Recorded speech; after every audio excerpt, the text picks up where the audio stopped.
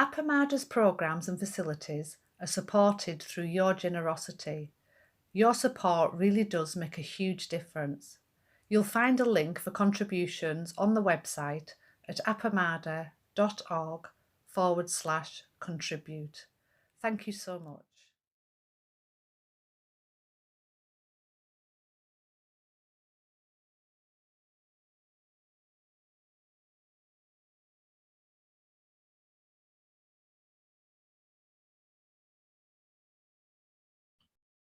Vast is the robe of liberation, a formless field of benefaction.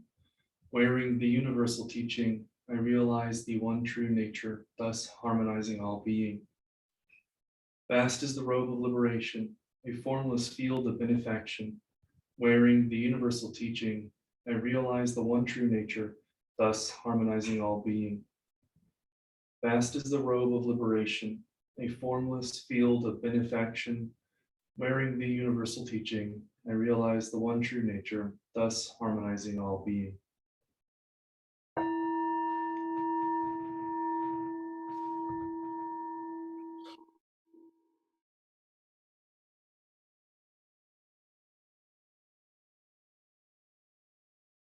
So I guess let's do a check-in. I think we're going to have mostly the normal class, although if Lynne is willing, which I think she's previously expressed willingness, going to do the first online robe finishing ceremony that I've ever done.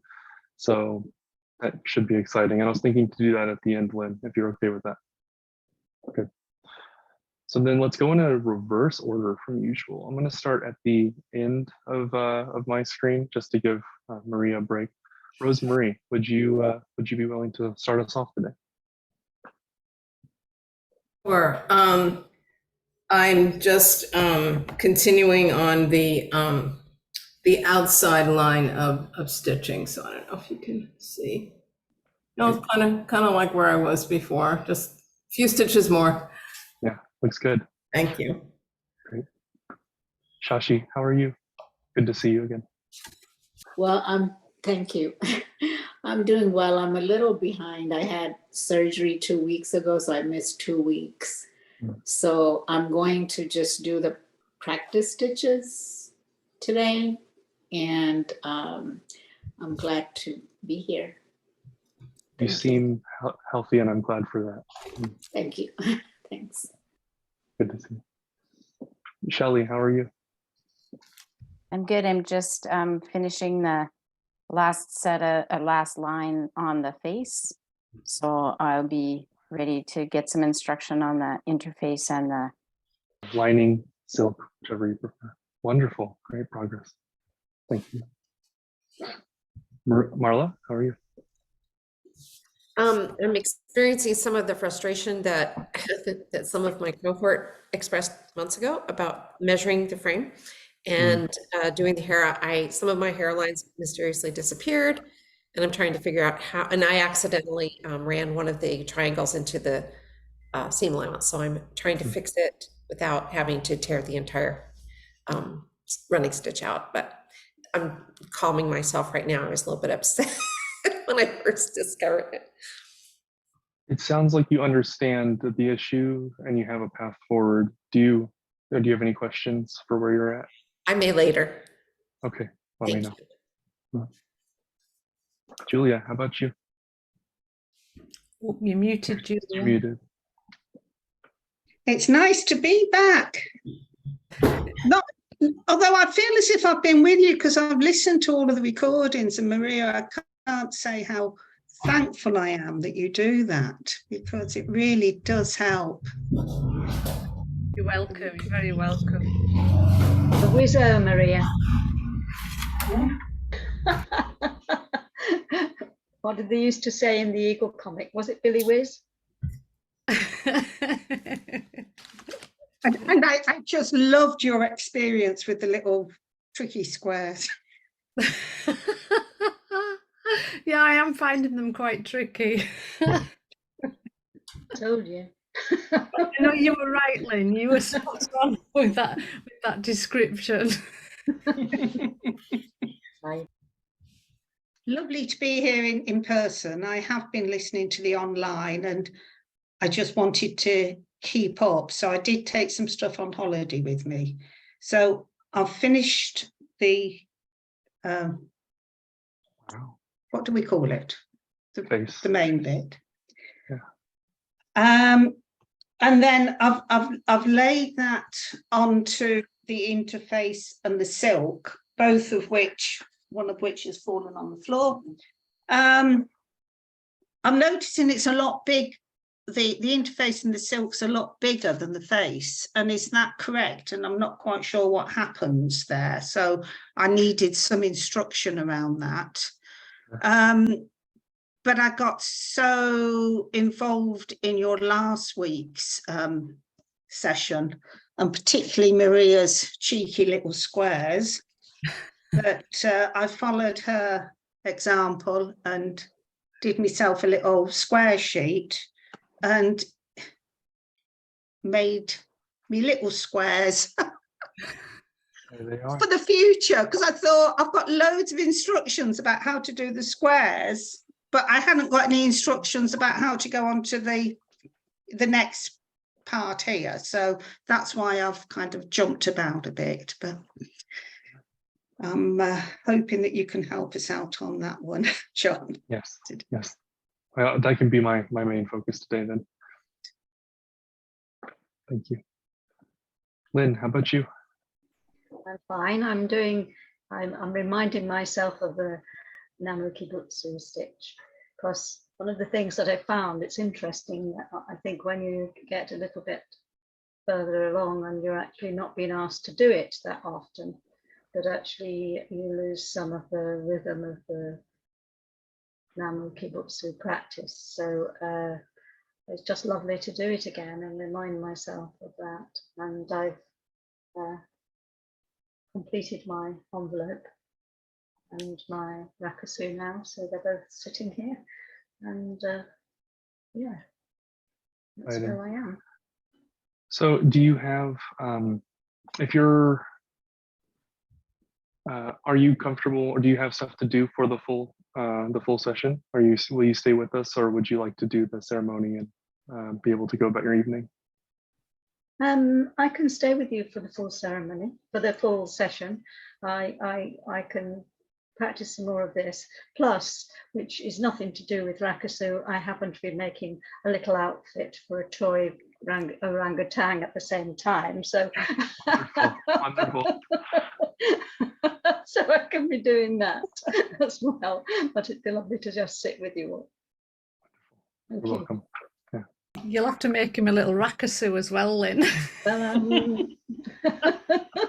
the things you get asked to do. Sue, how about you? Sorry, did you say Sue?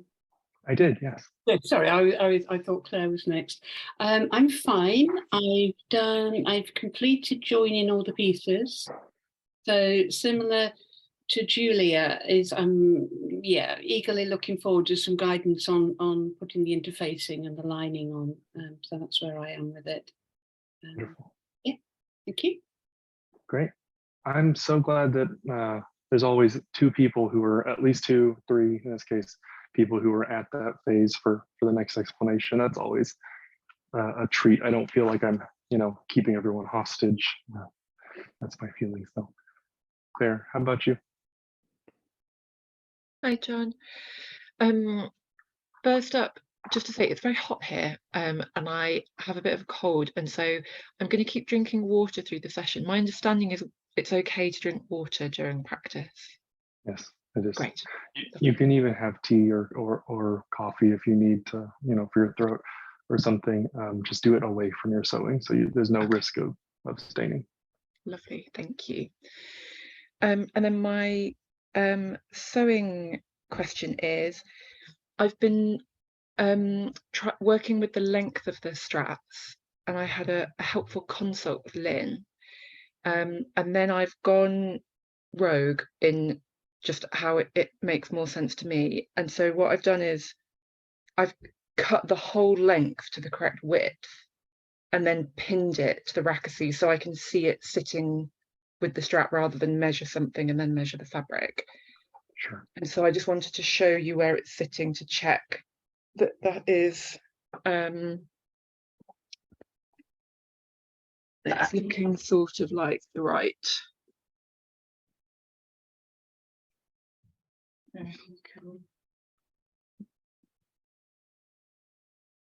Yes, is that comfortable for you? Is that your comfortable shashu? Yeah. Yeah, then that's just right. And it looks like your hands are well centered behind it. Have you tried, when you sit, do you sit in like Burmese? Burmese? Is that what, no, this is not Burmese. No, yeah. No, that's a leg position. Do you sit with this hand posture at your navel or higher? No, when Or I'm do you sitting, sit with your... I have my hands like that resting on my thighs. Okay. For those of you, the reason I'm asking, so I think you're good, Claire. I think that this Great. link will work well for you. Just the shashu is the guidance. The additional guideline, if you have questions about, well, I could go higher or lower, is to actually sit. If you do, some folks sit in zazen with their hands near their navel rather than lower down. They find that that helps keep them from pivoting forward and the weight of their hands being supported by their shoulders, not their lap. And if you do that, you might try seeing where your Rakusu sits, because I sometimes sit like that and you can see that my hands stick out just below my Rakusu. So I might have even gone a little bit longer, even though this is comfortable for me in shashu. So that's it's in the video record now. This bit of guidance has been offered, and I'll be happy to re-offer it again when folks are getting to this phase. Okay. Thank you, Claire. Maria, how about you? Yeah, well, I'm, as you know, doing these tricky little squares. So I'm nearly up to, oh, I'm just knocking everything everywhere. So it's basting them, really. Do you baste them, then baste? Like baste them, then baste them on?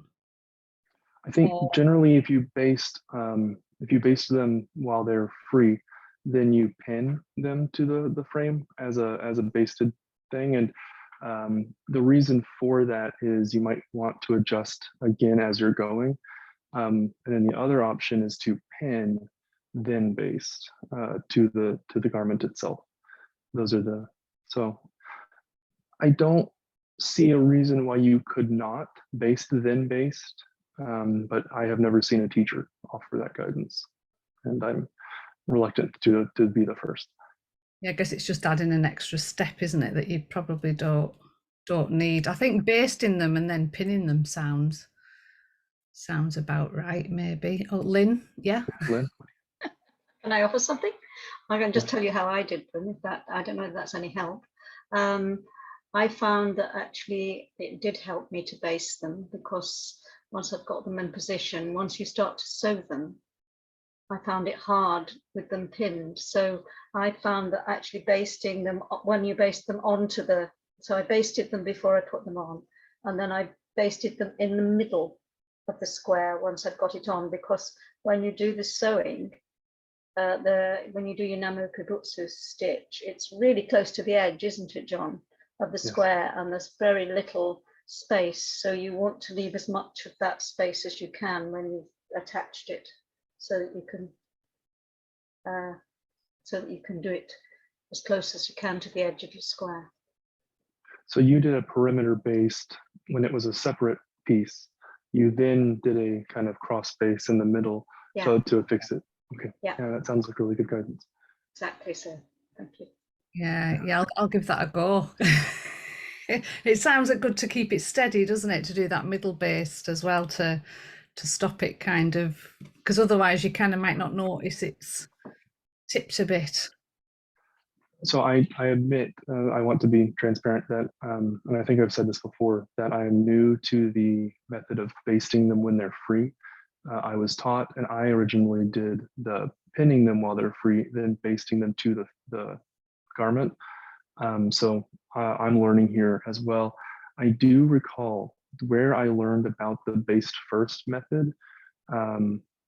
They did recommend pinning and pinning on other opposite corners, and then just sewing one side, making sure that side is really straight, then going around and basting it down.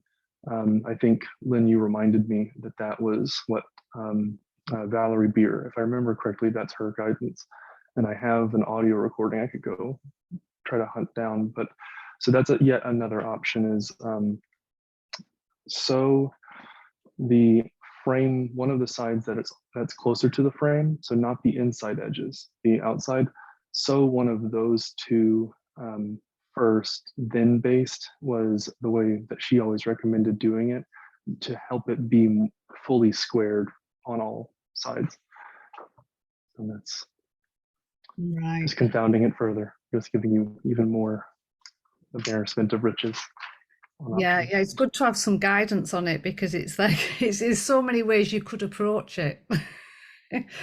I think they're large enough that Lynn's guidance, you can get enough basting in it that they can be fully secure and you don't have to worry about re-squaring it, which is what Valerie's guidance is for rechecking the square once you've got one edge down. So if you baste and it feels fully secure, touch forth. Great, thank you, John and Lynn there. So can I ask a question? So are you talking about basting the square before you attach it to the frame? Okay, I wanted to be clear about the basting part. Yeah, well, we're talking about both. We're talking, Maria's question was, do you baste it free, then baste it to the garment? And Lynn's recommendation was strongly yes. And I added a little bit of nuance with pin, do one side, then baste. So does that answer your question of what we were? I think so. So baste free, then baste on was what you were talking about, Maria. But pin first or not? I offered an additional option that kind of an added layer of complexity that I'm not sure how necessary it is or in what context. It may be guidance that Valerie developed for other fabrics that may be fussier than ours. Okay. But what she was recommending was, and you can see this was a pin then baste on this square. And it's not terribly square. I admit that. These are very tricky for me.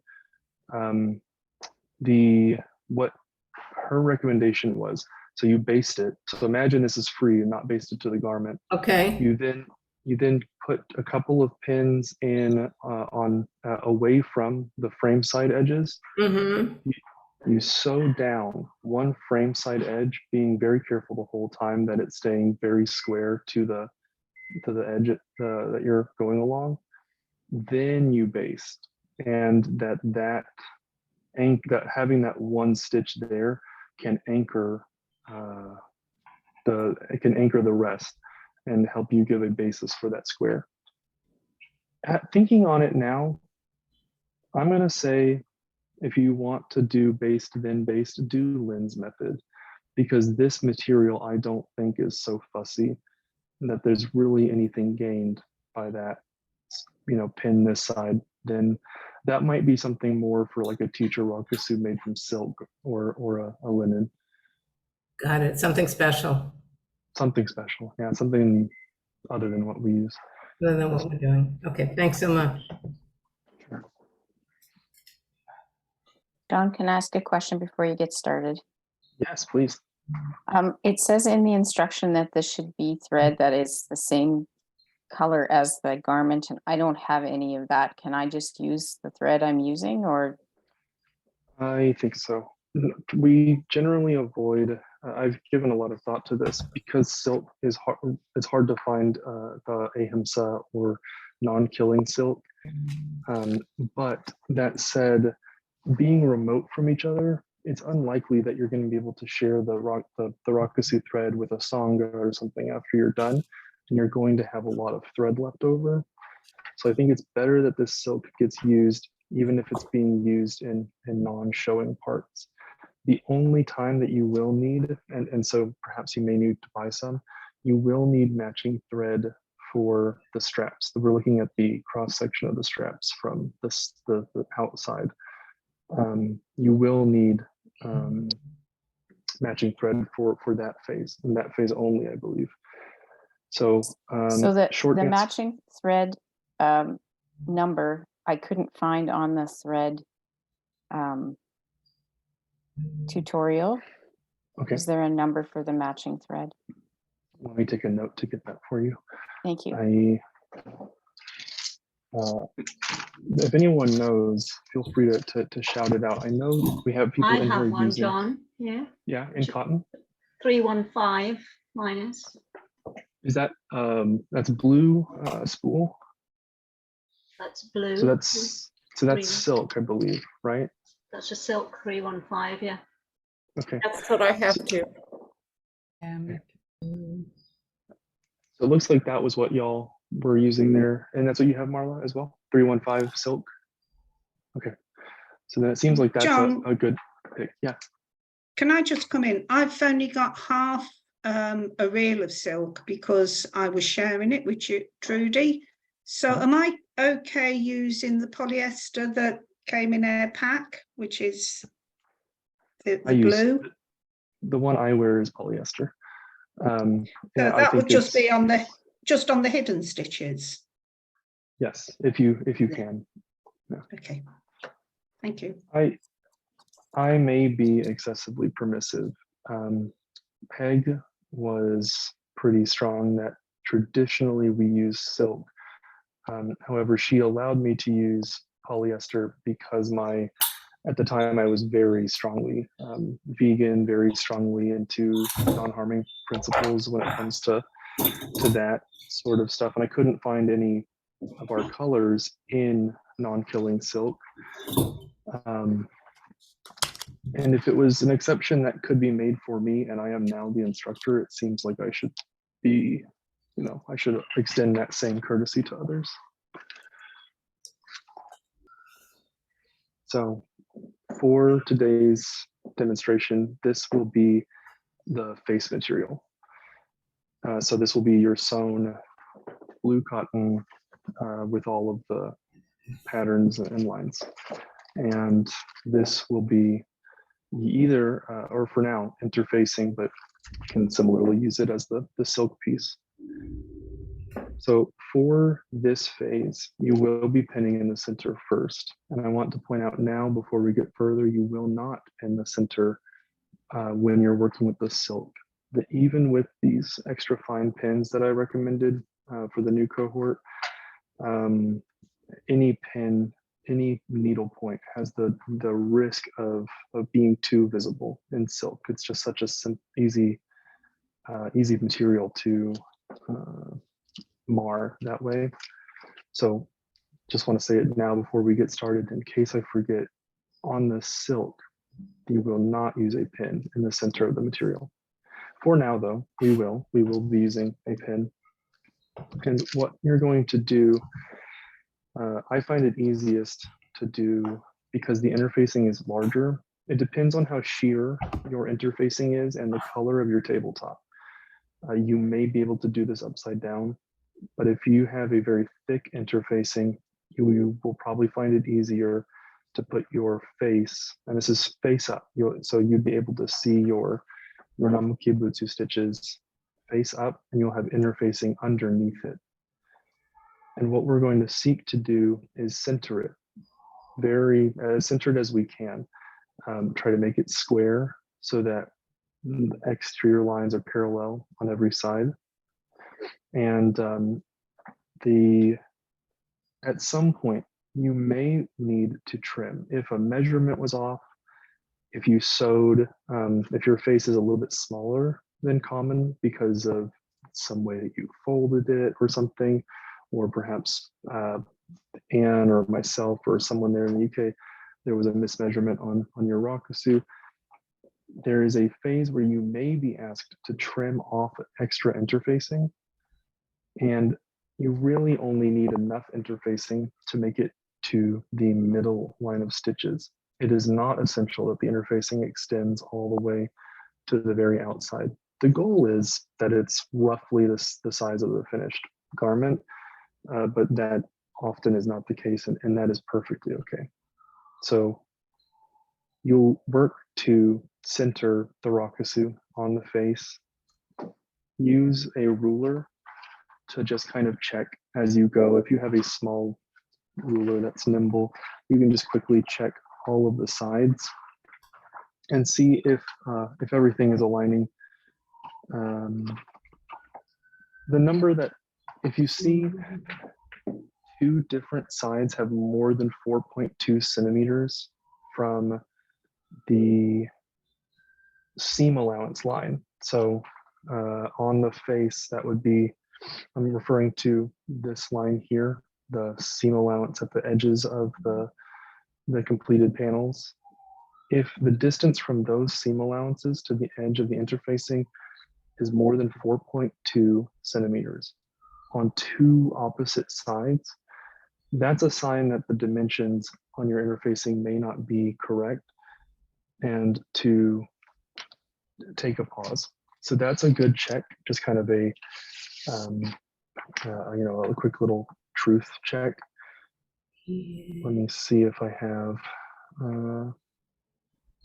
So the interfacing measurement that we use is 35 by 24.5 centimeters, I believe. And if that is what yours measures to, that should work fine as well. So there's two different ways of checking the size, but it should be okay. You should not need additional, for the pieces that Anne or myself sent from the US, if you have one of those kits, you should not need to do any additional cutting. I assume the same is true for the one the folks in the UK cut as well. So we lost power. So I'm calling in from my phone, the aspect ratio. So are y'all seeing my video as a tall, narrow video now? Yeah. Okay, let me turn it then, and we'll make do. The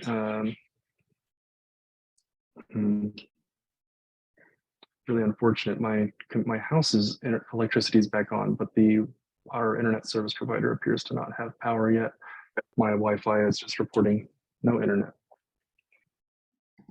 I think by now you probably mostly had a chance. I can't remember when my internet power went off, but I think I'll say it again.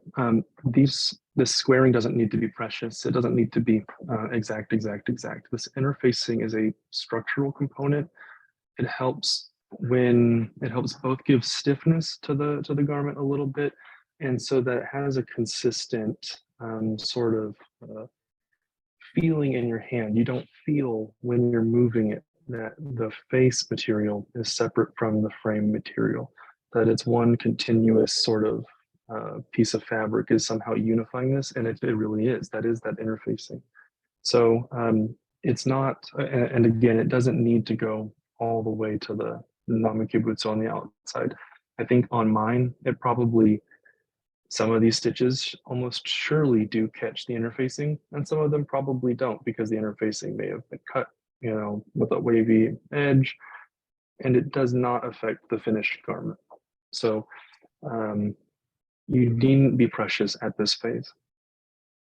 Once you are satisfied with your centering, place one pin in the middle and on whichever side you're working from. And I don't think it matters much. It is a matter of preference. I usually worked from the face side, or when I've made Rakusu, but it could work from the interfacing side as easily. I'm going to describe it from the face side. So let me actually get a pin so I can demonstrate this. So first, place a pin right in the middle. And this is going to give us, this is going to help us with the next step, which is smoothing. Interfacing usually is a very smooth material. It kind of, it's often a non-woven synthetic. And so from the factory, they just took a bunch of fibers and then used them flat. So unlike unlike this type of woven fabric, the chances of its wane and weft threads getting warped and having some bias in them is very, very low. So working from the face side may be better.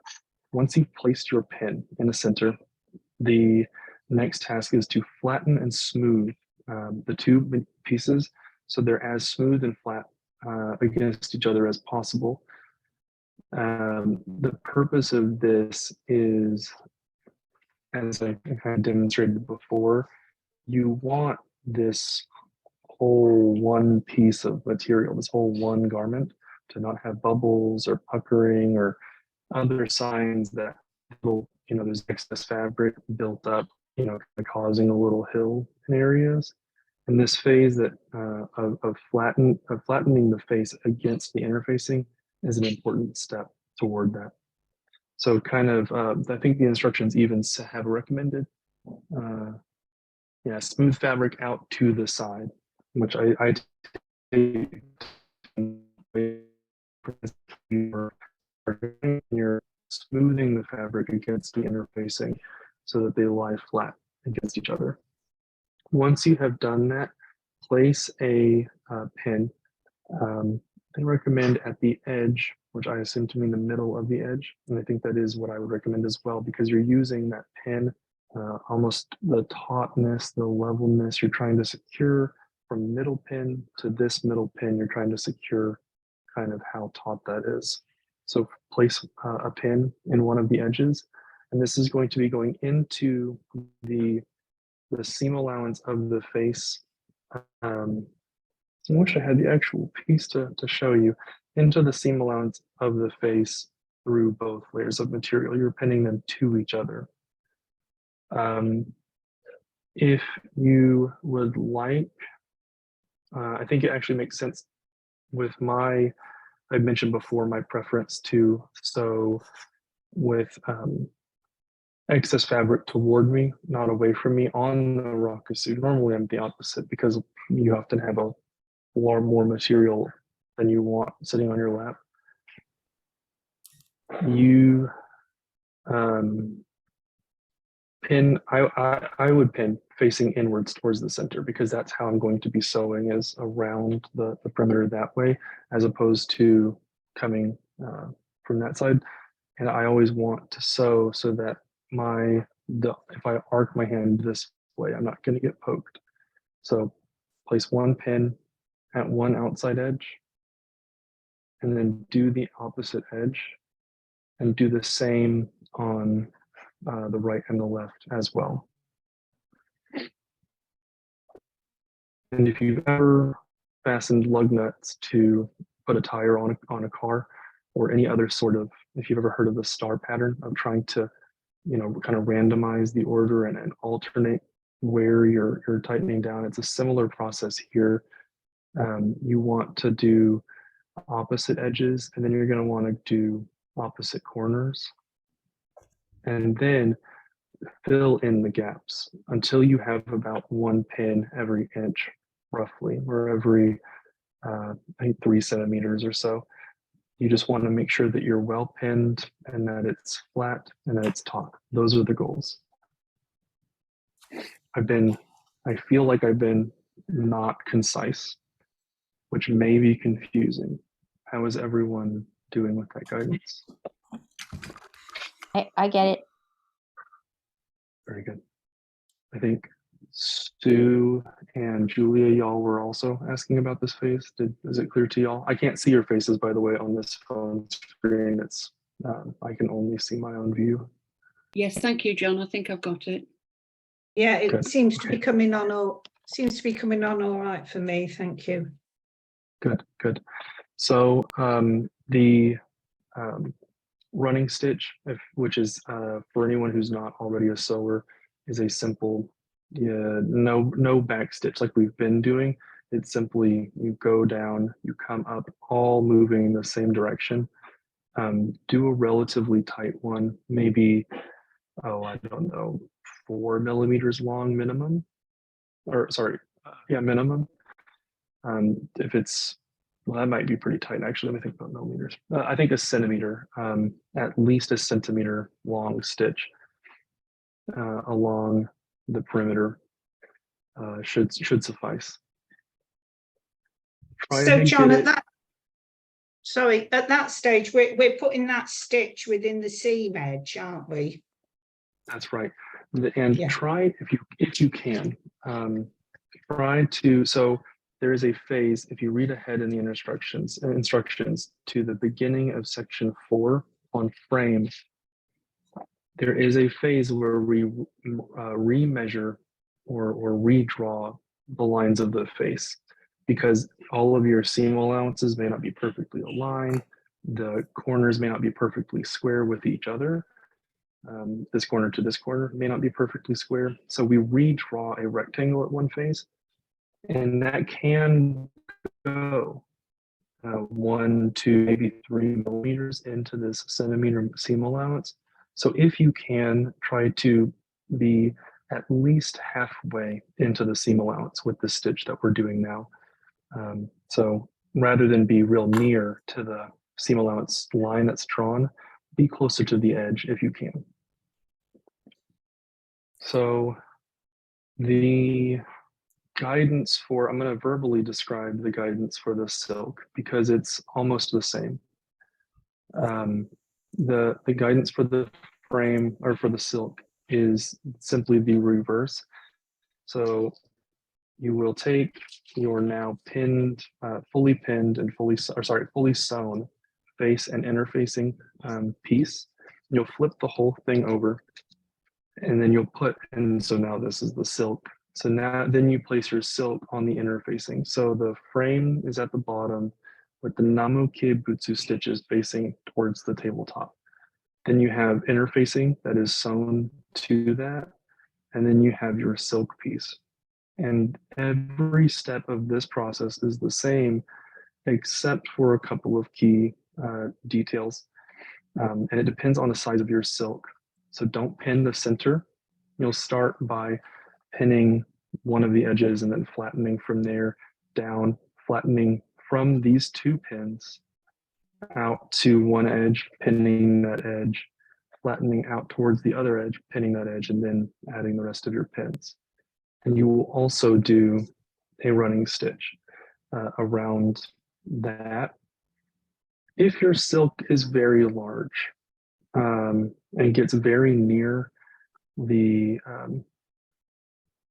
how would I describe very near? Let me think what actually matters. You don't want your running stitch to be more than, I'm using this paper to visualize, maybe 2 centimeters. Stay at least 2 centimeters from the edge of your interfacing, assuming you have interfacing that matches the dimensions in the instructions, the 35 by 24.5. If those are the dimensions of your interfacing, stay at least 2 centimeters from that edge. So if you had the same size silk and interfacing, still come in 2 centimeters from the edge. And the reason being for this is that we will later be snipping corners of the interfacing off to give us some flexibility with working with the frame. And you don't want to have to snip your running stitch that's securing your silk to your interface. So the 2 caveats for the otherwise identical process of the silk to the interface, no center pin. Start with 2 opposite edge pins that have been flattened this way, then flatten out one way and the other way. And the other caveat is do not sew any further towards the interfacing edge than 2 centimeters. So if your silk is much smaller, that's okay. The silk should be the silk should be slightly larger than the finished frame piece or face piece. I'm sorry. The finished face should be smaller than the silk piece.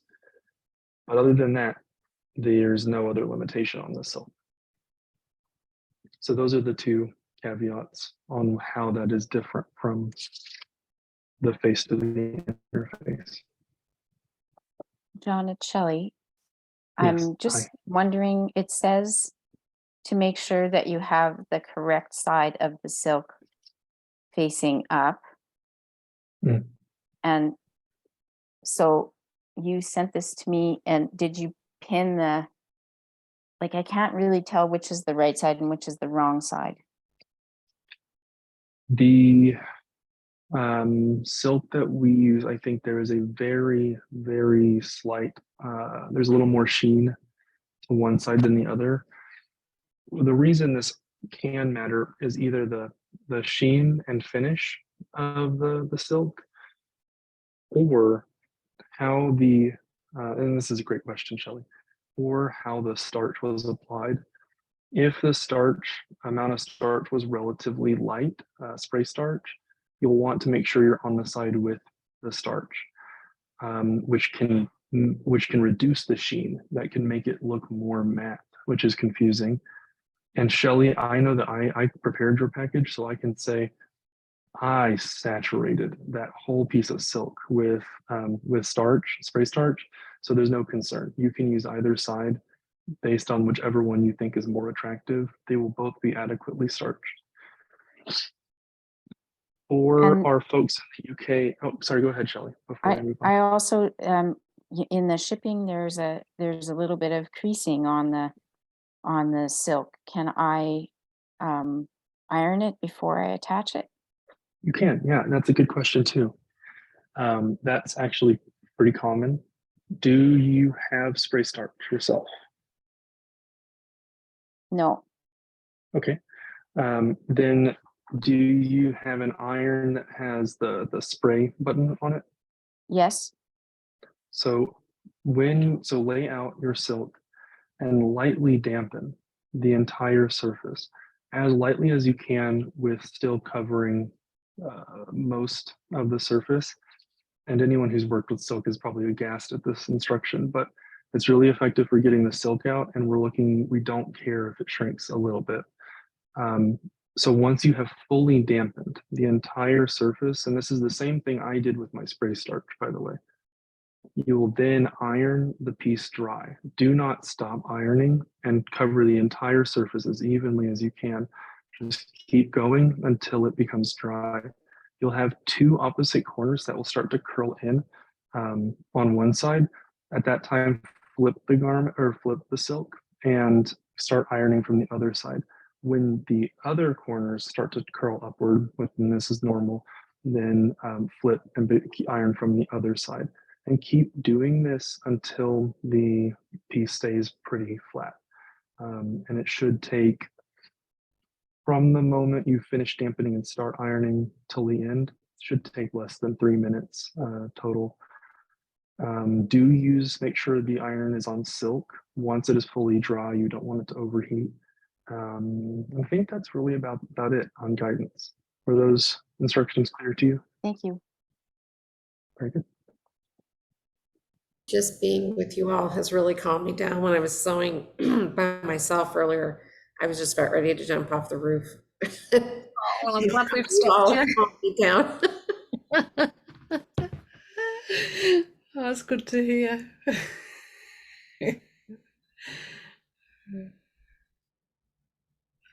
I mean, I keep thinking about these tricky little squares and how hard they seem to me, and then the straps. But then I look back at what Julia's doing, and I think, gosh, I felt like that then. You know, I felt completely overwhelmed, and I'm never going to get this face done. And it's really interesting seeing her hold up her face. I think, oh my gosh, I remember that. You know, and it's, yeah, but we get there bit by bit, don't we? Step by step. But it just feels impossible.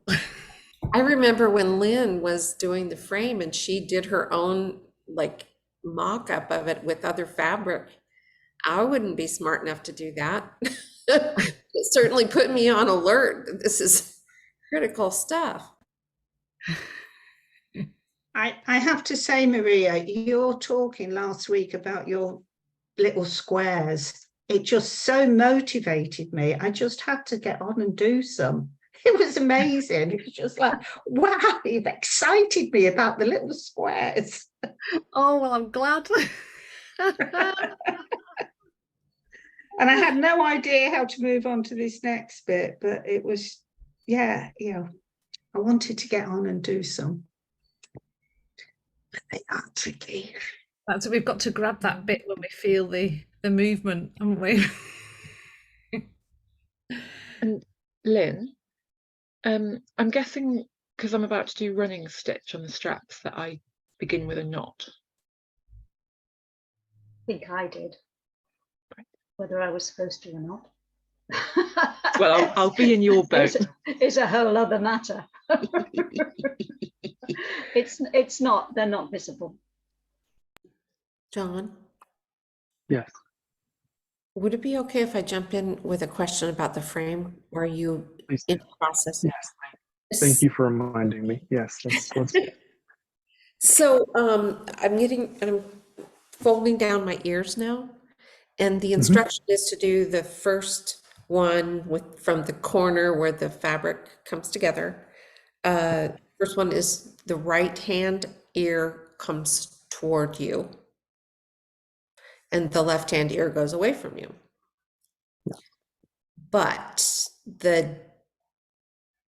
that changes when you flip the fabric over. So what should be the fabric on the top so that you determine left from right? You mean once you've inverted it? No, prior. Do you mean once you're moving from one corner to the next? Is that what you mean? Yeah, when you're folding your ears. So I've got So you the end, folded the your first end. I'm just starting to fold my ears. So if I start with it with this side up, then right and left is very clear. But if it's turned over, then right and left are opposite. So I don't know which side to have up when I start. Got it. You've clarified the issue well. So the original, so this is that first corner where they come together, and you have it in front of you. You said the first one comes towards you. Is that right? On the right side? Well, yeah, I just don't know whether to flip, I don't know what the right side to start with is. Does it matter? It does not matter. Oh, So okay. this, it does. Let me say this. So the way I'll demonstrate it in a way that I know works. So this is that first corner, and this is the where the two pieces come together. And okay, yes. So have the edge or where the two pieces come together, have that end away from you, facing away from you. Then fold that right one down, fold that left one away. So right one towards you, left one away from you. Then rotate the fabric as though it were a loop on your hands and kind of pull along until you get to the next X. And then you will be able to, if you alternate every other, so this one, the right side will go away and the left side will come toward. If you alternate each corner this way, you will end up with the correct pinning.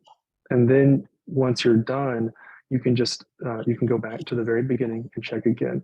Is my first one with the right hand facing toward me and left facing away? Yes.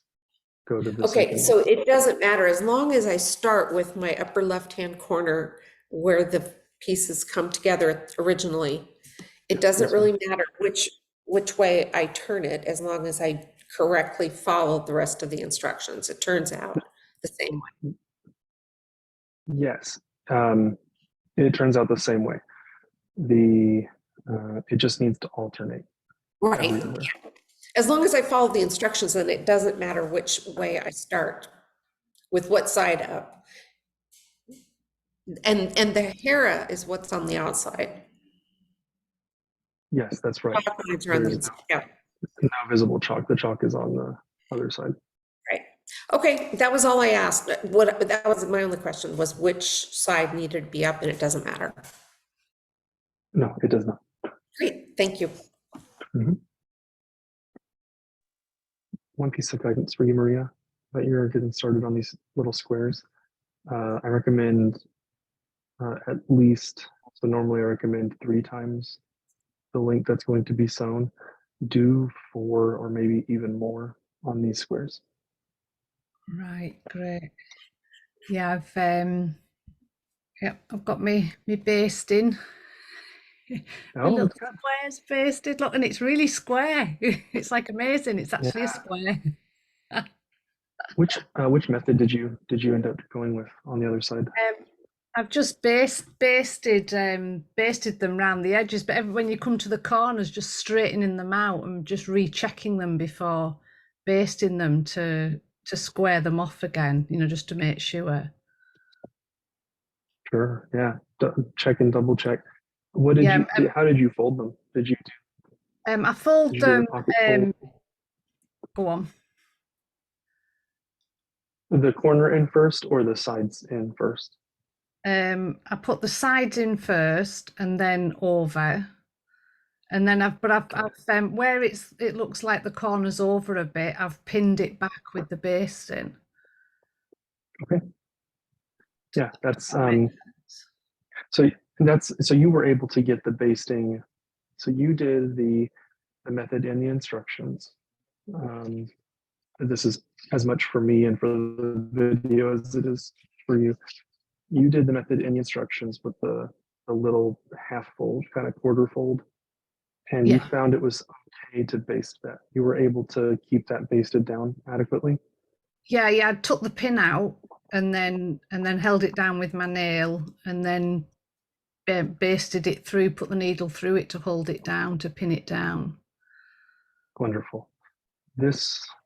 These squares you're looking at here, this was an experiment, and I plan on experimenting with the method you're describing now soon, and also do the pocket square basted and based method as well. It was a lot easier than I thought it would be, and it was like each corner I came to, I'd just take the pin out and hold it down with my nails, my fingers, and then baste it, and then just make sure it's squared again, you know, just pull it taut again into a square, because the pins can scrunch it up a bit. Absolutely. That's great to hear that this was easier than you anticipated. That's I quite really enjoyed good. it, which was quite interesting, considering how I felt about them. I think that's, you know, where confidence and skill, or skill and confidence meet, something like that. There's a saying about this. Joy is found. Something. I had lots of guidance, so that helped. I was just going to say, because Lynne went through it first. She did, and she showed us. Yeah, and I was saying they were tricky helped, because it was like, this is really tricky. And then you're prepared. That Lynne found it tricky. So if Lynne found it tricky, it is tricky. And it's not because I'm just struggling, they're tricky. They're just so little, I think that's the thing, isn't it? Yeah, and they require a lot of kind of teasing and little tiny sort of little stages as you're going round them when you're basting them and pinning them, and because it's like on this one, it's like the pinning's distorted it all, so it's all stuck to another needle and things, but it's all distorted, and so I'm gonna have to, what I did, I took the pin out at each corner and then pulled it back into its square. So that was helpful. You managed to do it, and that's a strong endorsement from you, because I think you expressed a lot of concern about it, and it's turned out. Well, they just looked impossible. They really do. They're just small. Yeah, but it is that step by step, isn't it? And then it just becomes possible. Do you want to hear something really confounding? And this won't introduce any difficulty with your current Rakasu. One of the things that Peg Syverson used to do, and I don't know how traditional this is or not, I know it has some basis in tradition. She would sew for Sangha members' babies. After their birth, she would gift them a little red Rakasu that was, I think it was half dimensions or the quarter dimensions. It must have been quarter because it was about this wide, the finished Rakasu. These little tiny red Rakasu, and there's fewer stitches, so it does take a little less time, but they're twice as devilish in their the precision required. And she made, I don't know how many of those she's made, probably 4, 5, 6 of them. And yeah, Gosh. I'll try my hand at it someday, I'm sure.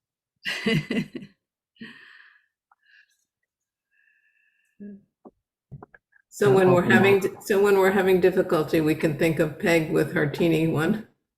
Yes. And if Peg can make it for babies, we can make it for ourselves, something like that. John, Yes. I'm still on folding my first ears, and instead of it looking pretty, wait, where'd it go? At the point, Maria, can you highlight this so I can show? Can you see how ugly that is? How this this triangle is overlapping the fabric, is overlapping. It does not come exactly to a point. Is that? That's I looked normal. at And that's your why paper model and it doesn't look that ugly. the paper model, so the primary purpose of the paper model is to demonstrate which layer is on top of which, Right. and that's it. That first corner, we keep it marked and we know it's the first corner because it needs to be hidden by the strap because it does end up kind of bulky and strange. There is a way for it to be correctly folded under there, and I have not mastered it, and I do not attempt to teach it, and that's under the advisory of other teachers. It's not worth stressing over, and it's not something you would do at your phase anyways. At your phase, yours looks correct. The one I just saw from you looks correct. Okay, so it's kind of just an ugly baby. It's an ugly baby. It's a seam allowance that's just floating in the wind. Yeah, it's about yeah. Okay, thank you. And can I please check, John, for my next stage? Sure. When I sew the strap interfacing on, I'm only sewing over where I already did the running stitch. So it's like 2 L shapes. I don't sew the interfacing, I don't attach the interfacing on the other side where the fabric is just folded and not sewn. Yeah, that's exactly right. And you want to,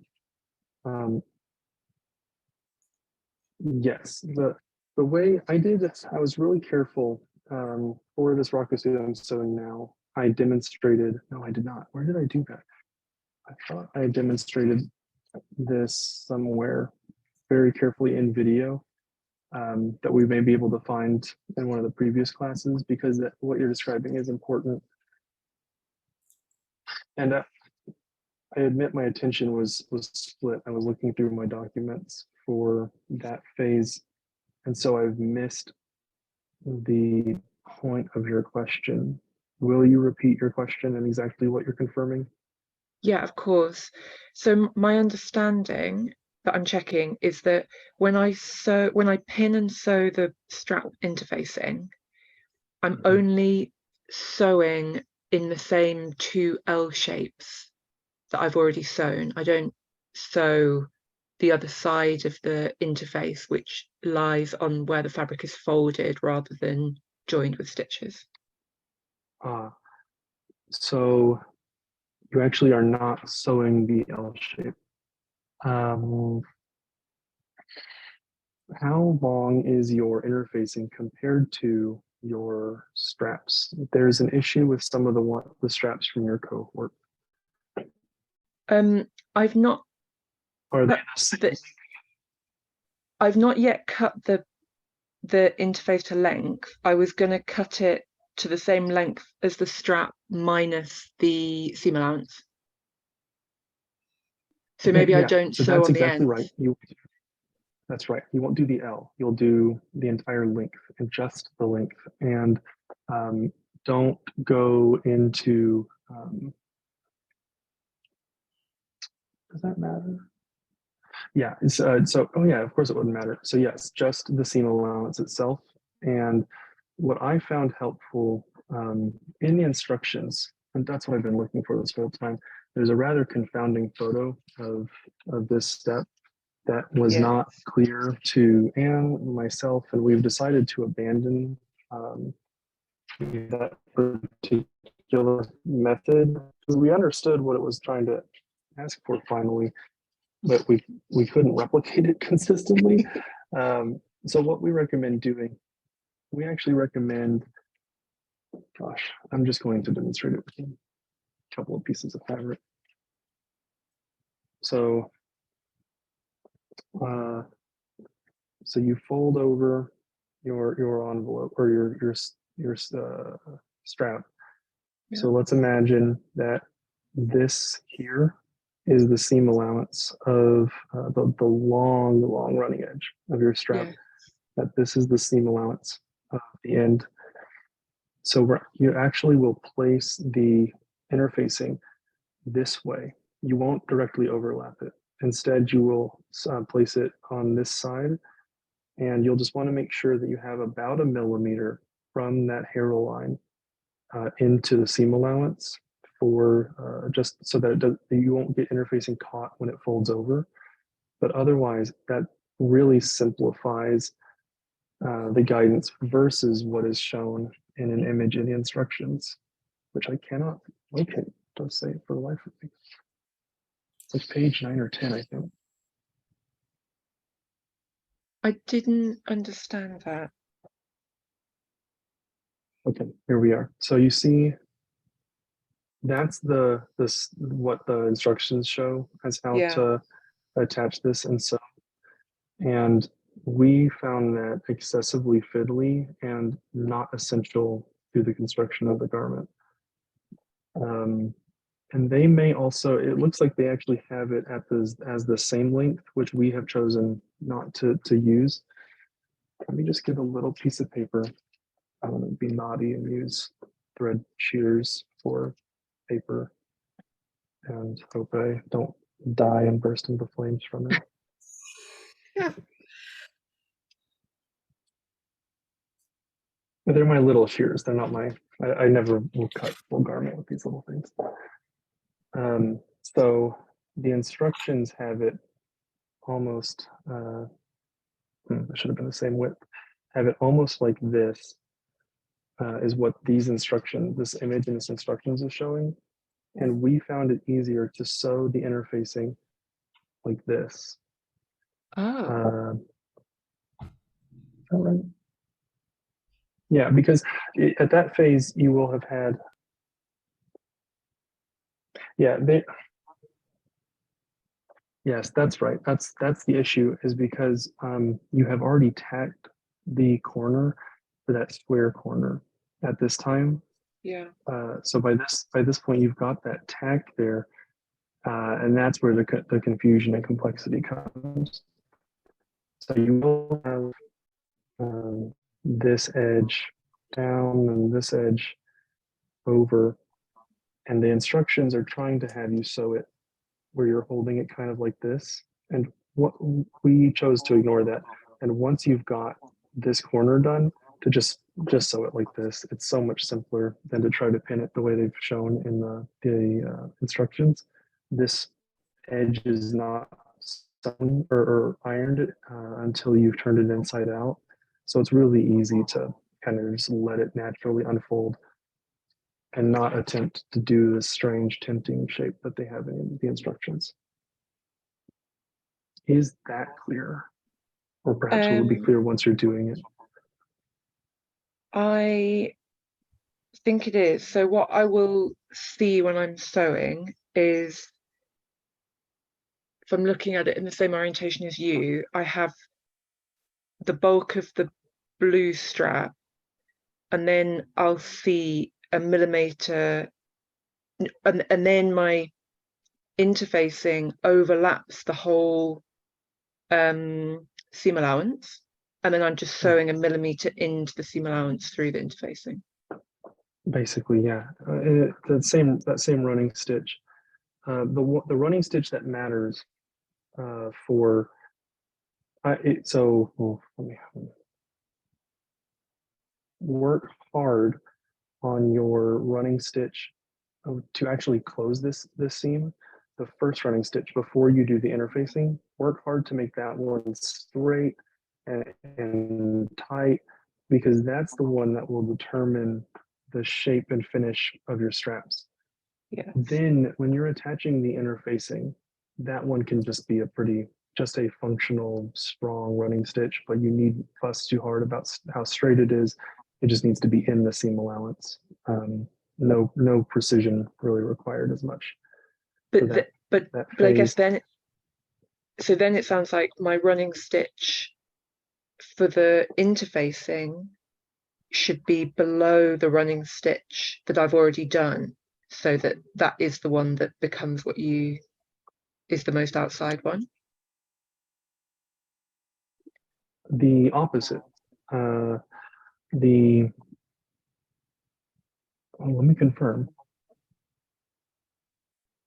Okay, there's nothing tricky in the instructions, so I'm going to trust my memory and the way I've done this before. You may check, there's another video, I feel like I did a good job explaining this. But it's easier to focus on the quality of the running stitch when you're not folding the piece over, you're not having a tacked corner, and you're just focusing on the running stitch. So I think if you're going to focus on the quality of that actual, what that seam will look like once you've turned it inside out, to do that on the first stitch, you won't actually, you're not going to work hard to splay the fabric so you can actually see the stitch. It will be somewhat hidden, but it will help. It will make it easier to make it straight if it's straight the first time.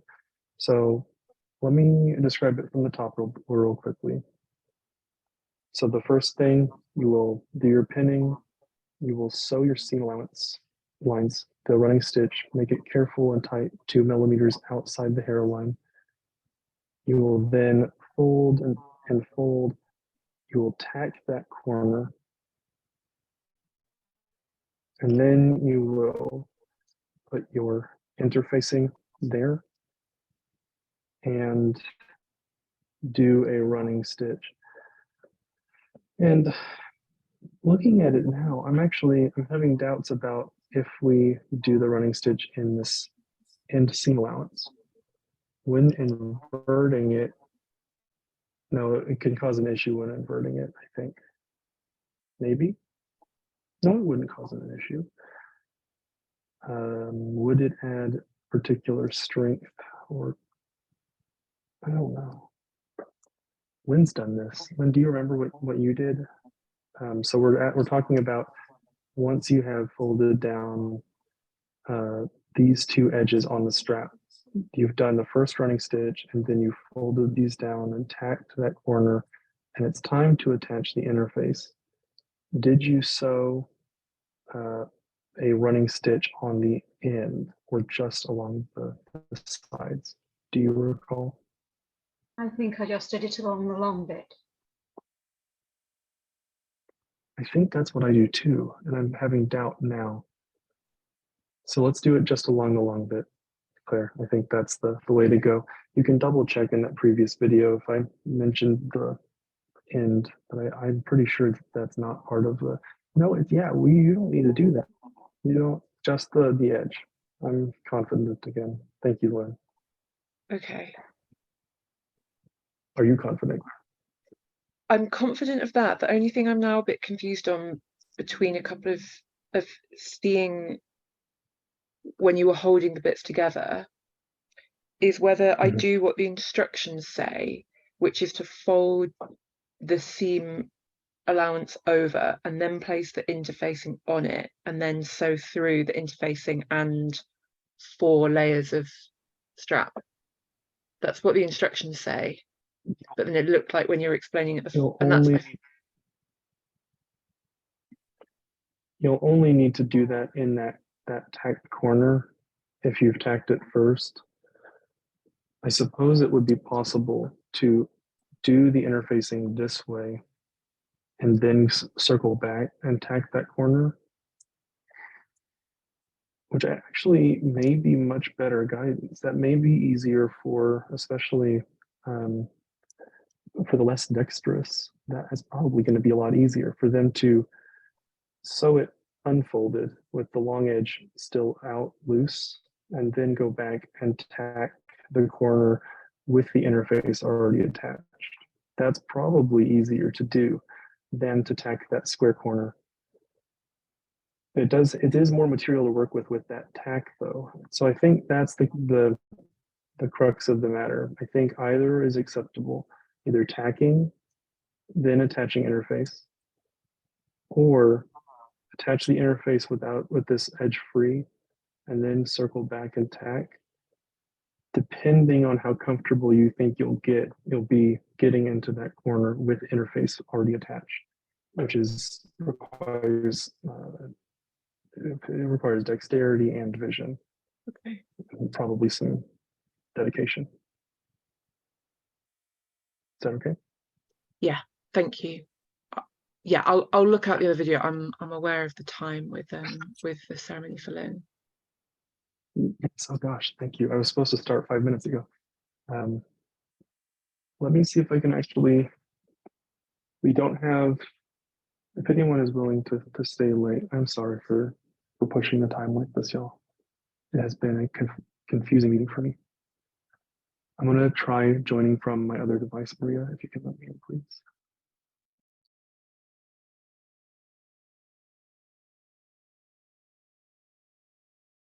So this will be the first Rakasu Completion Ceremony we've done remotely, and I'm pretty excited about it. I want to paint the picture for how this would be done in person, because there's some stuff we simply can't replicate remotely, and I think attempting to replicate it would border on a degree of mysticism that I'm not comfortable doing in a teaching capacity. So what would happen in person, I would be standing in front of the altar. The candle would be lit, it'd be an active altar. I would light incense, and Lynne would be standing just to my right, in shashu. And I would light the incense, I would do the usual business and bow, and then that I would take Lynne's Rakasu that has been finished, and the envelope point would be facing toward me. And I would do one, so if you've ever seen someone incense something, that's what I would be doing. So I would have it in my hands, and I would pass it over the incense in a circle 1 time, 2 times, 3 times. And then I would turn to Lynne and say what I'm about to say.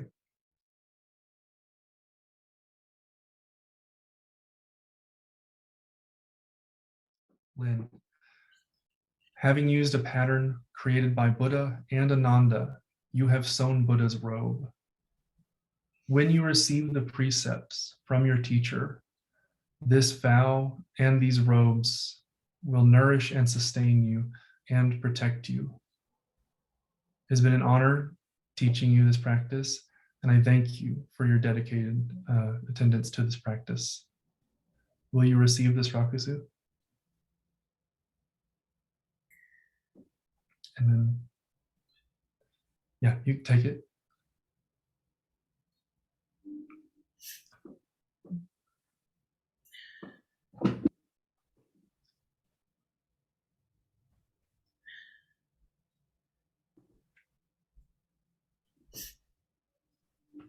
Congratulations, Lynne. It's been really special sharing this time with you, and you have been a boon on this group. Thank you so much for all your teaching, John, and your presence. It's been a gift, and everybody. Thank you. And that's it. And everyone will have the opportunity to do this. I won't force anyone if you're not comfortable, but everyone who finishes the Rakasu here will have the opportunity for this ceremony. It's a nice way to mark our time together. Okay. Well, with that, I think it's time to bow out. Thank you all for staying a little late. So one to the altar, then one to each other.